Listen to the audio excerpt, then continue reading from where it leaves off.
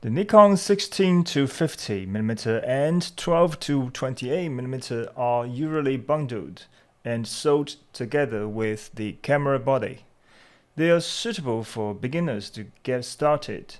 Cheap, compact, lightweight, and the focal range is very practical. However, in the era where smartphones are everywhere, these entry-level kit zooms are actually not very suitable for true camera newcomers. Today's first-time camera users generally expect the image quality from a camera to be far more superior than that of a smartphone.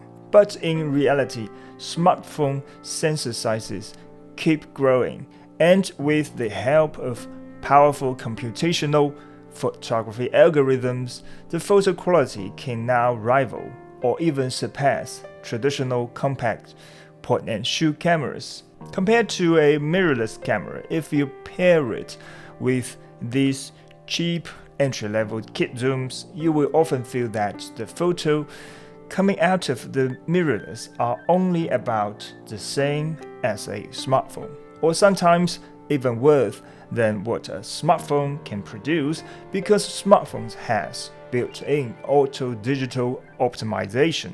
So if your very first purchase is a mirrorless camera body plus this beginner zoom kit lens, you will be extremely disappointed. So my strong suggestion is buy the body only and spend the money on a more expensive, larger, heavier constant aperture zoom lenses instead. For example, the new Sigma 17 to 40mm f1.8. For entry-level full-frame cameras, something like a 24-105 f4 or similar is a good choice. At the very least, these lenses can properly resolve the sensor and give you noticeably sharper, clearer images.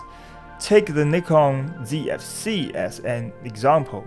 Its pixel density is equivalent to about 45 megapixels on full frame, and small lenses like the 16 to 50mm or 12 to 28 simply cannot resolve that level of detail. Secondly, if you really love that super compact feeling, go for a small prime lenses. A prime lens on a mirrorless camera can immediately create a huge gap compared to a smartphone.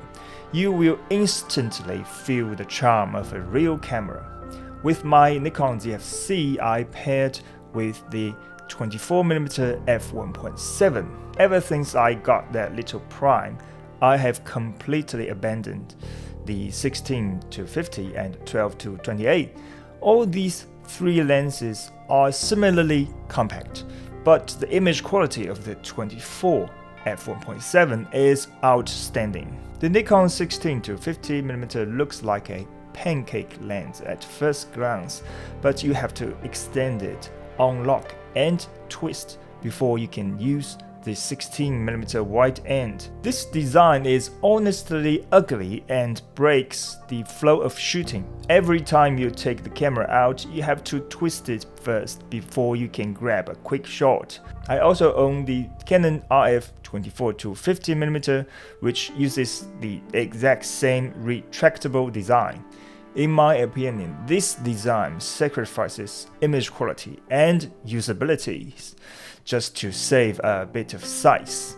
I was originally interested in the Canon RF 28 to 70 f2.8, but when I found out it also requires that twist to activate step, I immediately gave up on buying it. The Nikon 12 to 28mm uses an internal zoom, more accurately power zoom. When you turn the zoom ring, the lens doesn't physically extend, very similar to the Sigma 16 to 28 f2.8. I really love this design. It's clearly made for video. For stills, resolution is pretty average. I even feel it's worse than the smaller 16 to 50. At one point, I seriously suspected my copy was defective. But when shooting video, the 12 to 28mm focuses much more smoothly and has excellent breathing control. The 12mm end is equivalent to 18mm on full frame, so it's also very handy for selfie vlogging. In short, it's a very entry-level lens, specifically designed for vlogging. The Nikon 16 to 50mm sells separately for about $125, and the 12 to 28 is around $250. Buying them just to play with won't hurt your wallet too much, but the truth is, once you have used better lenses, you will never want to go back to these two. So from the very beginning, you should skip them entirely and invest in better lenses, i.e. more expensive lenses. This rule applies equally to entry-level kit zooms. Anyway, these are just my personal thoughts and experiences. I hope this video helps you a bit. See you next time.